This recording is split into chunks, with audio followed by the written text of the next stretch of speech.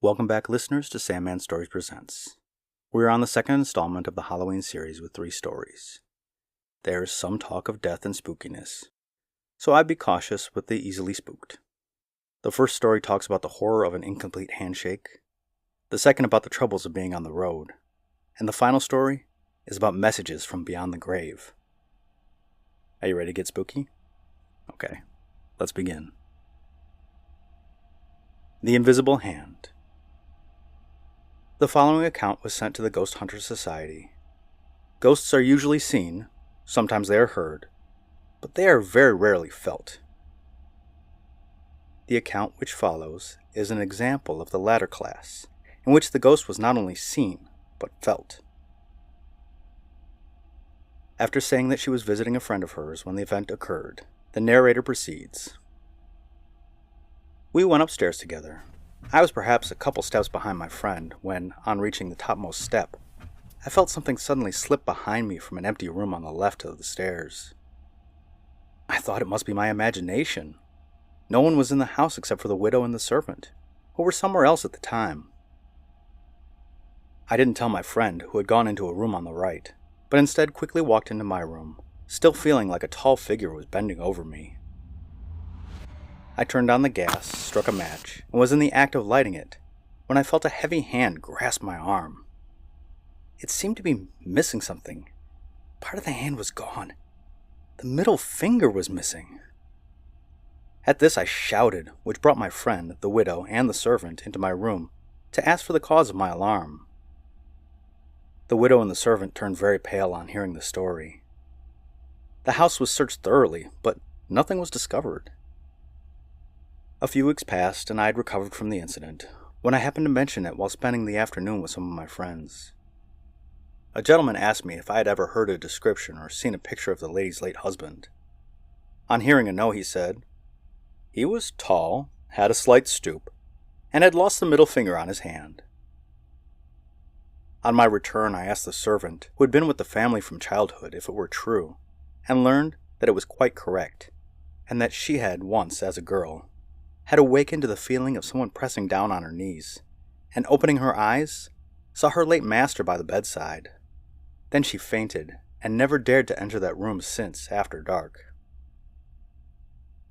She is not an imaginative girl, nor am I. When I was grasped, however, I didn't see anything.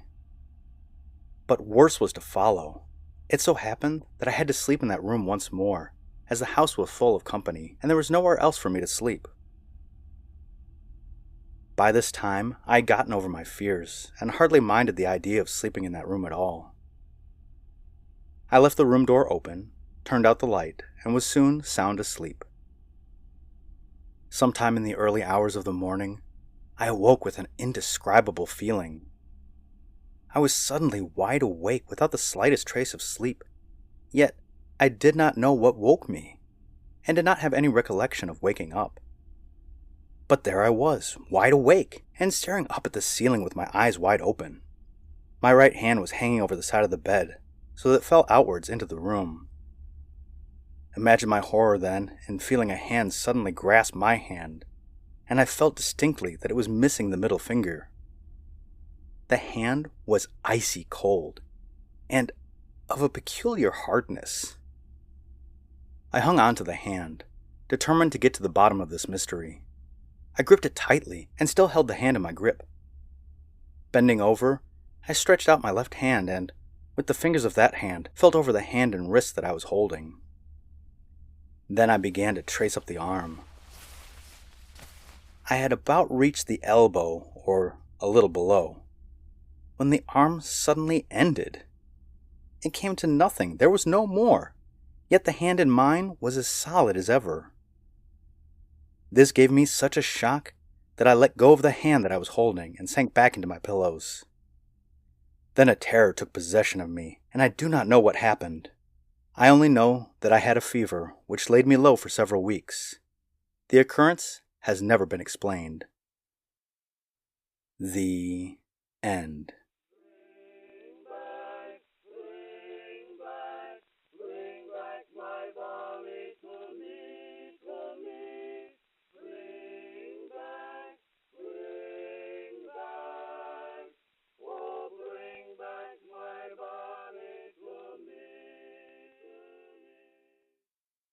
Okay, and the next story? Present at a hanging. Warning, there is a hanging in this one. An old man named Daniel Baker, living near Lebanon, Iowa, was suspected by his neighbors of having murdered a peddler who had obtained permission to pass the night at his house. This was in 1853, when peddling was more common in the West than it is now, and was fraught with considerable danger.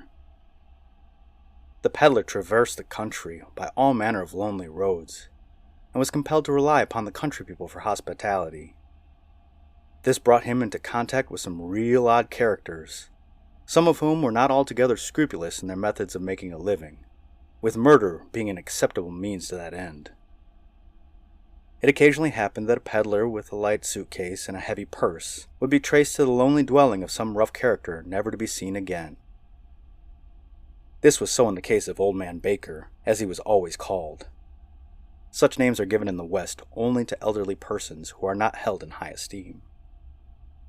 A peddler came to his house, and none went away. That is all anybody knew. 7 years later, the Reverend Mr. Cummings, a Baptist minister well known in that part of the country, was driving by Baker's farm one night. It was not very dark. There was a bit of moon somewhere above the light veil of mist that lay along the earth. Mr. Cummings, who was at all times a cheerful person, was whistling a tune, which he would occasionally interrupt to say a word of friendly encouragement to his horse. Get up.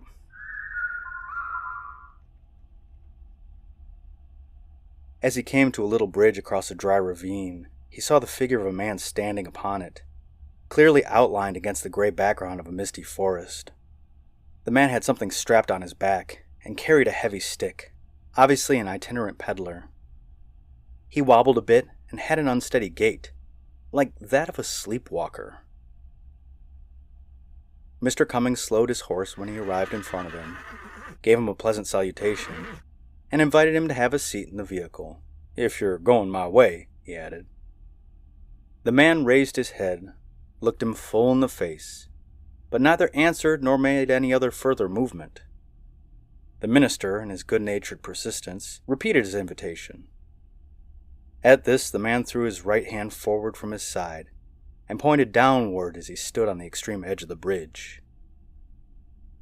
Mr. Cummings looked past him, over into the ravine, and saw nothing unusual, and withdrew his eyes to address the man again. But he had disappeared. The horse, which all this time had been uncommonly restless, gave a snort of terror and started to run away. Before he had regained control of the animal, the minister was at the top of a hill 100 yards off. He looked back and saw the figure again, at the same place and in the same manner as he had first observed it. Then for the first time he was aware of a sense of the supernatural, and drove home as rapidly as his willing horse would go. Arriving at home, he related his adventure to his family, and early the next morning, accompanied by 2 neighbors, John White Corwell and Abner Razor, returned to the spot. They found the body of Old Man Baker hanging by the neck from one of the beams of the bridge, immediately beneath the spot where the apparition had stood. A thick coating of dust, slightly dampened by the mist, covered the floor of the bridge, but the only prints were those of Mr. Cummings' horse. In taking down the body, the men disturbed the loose earth of the slope below it, disclosing human bones that had already been nearly uncovered by the water and frost. They were identified as those of the lost peddler. At the double inquest, the coroner's jury found that Daniel Baker died by his own hand, while suffering from temporary insanity, and that Samuel Moritz was murdered by some unknown person. The end. Last night as I lay on my pillow, last night as I lay on my bed, last night as I lay on my pillow, I dreamt that my body was dead. Okay, and the third story, A Cold Greeting. This is a story told by the late Benson Foley of San Francisco. In the summer of 1881, I met a man named James H. Conway, a resident of Franklin, Tennessee. He was visiting San Francisco for his health, and brought me a note of introduction from Mr. Lawrence Barding. I had known Barding as a captain in the Federal Army during the Civil War. At its close, he had settled in Franklin, and in time had become a somewhat prominent lawyer. Barding had always seemed to me an honorable and truthful man, and the warm friendship which he expressed in his note for Mr. Conway was to me sufficient evidence that the latter was in every way worthy of my confidence and esteem. At dinner one day, Conway told me that it had been solemnly agreed between him and Barding that the one who died should first, if possible, communicate with the other from beyond the grave, in some unmistakable way. Just how? They had left it, wisely it seemed to me, to be decided by the deceased.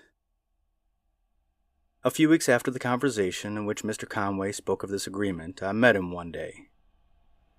He was walking slowly down Montgomery Street, apparently from his distracted air, in deep thought. He greeted me coldly with barely a nod and kept, leaving me standing on the walk, with half-proffered hand, surprised and naturally somewhat intrigued. The next day I met him again in the office of the Palace Hotel, and seeing him about to greet me in the same half-assed way as before, I intercepted him in the doorway with a friendly greeting, and bluntly asked for an explanation of his altered manner. He hesitated a moment, and then looking me frankly in the eyes, said, "I do not think, Mr. Foley, that I have any longer a claim to your friendship, since Mr. Barding appears to withdraw on his own from me. For what reason, I do not know. If he has not already informed you, he probably will do so." "But," I replied, "I have not heard from Mr. Barding." "Heard from him?" he repeated with apparent surprise. "Why, he is here. I met him yesterday, 10 minutes before meeting you. I gave you exactly the same greeting that he gave me. I met him again not a quarter of an hour ago, and his manner was precisely the same. He merely bowed and passed on. I shall not soon forget your civility to me. Good morning, or, as it may please you, farewell." All this seemed to me very considerate and delicate behavior on the part of Mr. Conway. As dramatic situations and literary effects are foreign to my purpose, I will explain at once that Mr. Barding is dead. He died in Nashville 4 days before this conversation. Calling on Mr. Conway, I informed him of our friend's death, showing him the letters announcing it.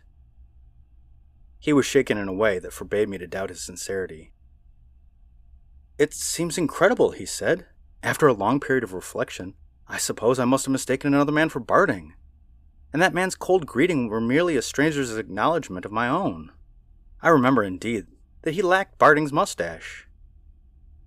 "Doubtless it was another man," I agreed, and the subject was never brought up between us again. But I had a photograph of Barding in my pocket, which had been enclosed in the letter from his widow. It had been taken a week before his death, and he was without mustache. The end.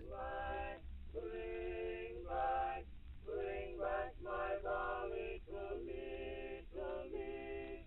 Bring back, oh, bring back my darling to me, to me. Whew, 3 creepy stories.